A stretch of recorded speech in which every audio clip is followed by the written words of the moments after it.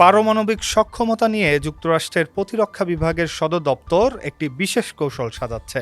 এর লক্ষ্য রাশিয়া কিংবা চীনের সঙ্গে যুদ্ধ বাঁধলে পারমাণবিক অস্ত্র ব্যবহারের ক্ষেত্রে মার্কিন প্রেসিডেন্টের হাতে বিকল্পের সংখ্যা বাড়ানো। কৌশলটি সম্পর্কে অবগত সূত্রের বরাত দিয়ে বুধবার এমন তথ্য জানিয়েছে মার্কিন গণমাধ্যম এনবিসি নিউজ। প্রতিবেদন অনুযায়ী প্রস্তাবিত কৌশলে দূরপাল্লার পারমাণবিক অস্ত্রের ওপর নির্ভরতার বদলে স্বল্প পাল্লার পারমাণবিক অস্ত্রকে বেশি গুরুত্ব দেওয়া হবে। লোডশেডিং কিংবা ঘরের বাইরের তীব্র গরমে ওয়ালটন রিচার্জেবল ফ্যান থাকলে থাকবে শুধু বাতাস আর বাতাস। কৌশলটি তদারকি করছেন পেন্টাগনের নীতি বিষয়ক প্রধান এলব্রিজ কলবি।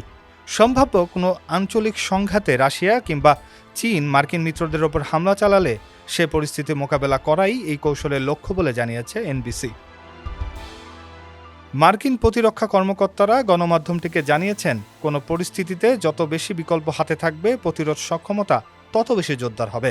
প্রেসিডেন্টের হাতে বাস্তবসম্মত পারমাণবিক বিকল্প যাতে থাকে তা নিশ্চিত করতে এই কৌশল সাজানো হচ্ছে।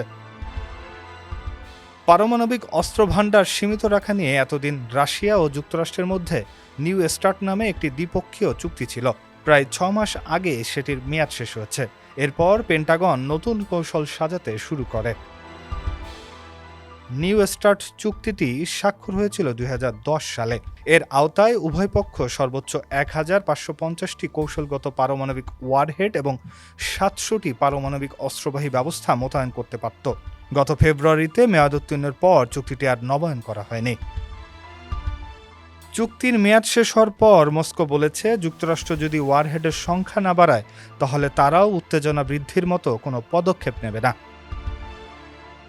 চুক্তিটির মেয়াদ শেষ হওয়ার আগে রাশিয়ার প্রেসিডেন্ট ভ্লাদিমির পুতিন একটি প্রস্তাব দিয়েছিলেন। নতুন করে কোনো চুক্তির আগে তিনি ওয়াশিংটনকে নিউ স্টার্টের শর্ত মেনে চলার আহ্বান জানান।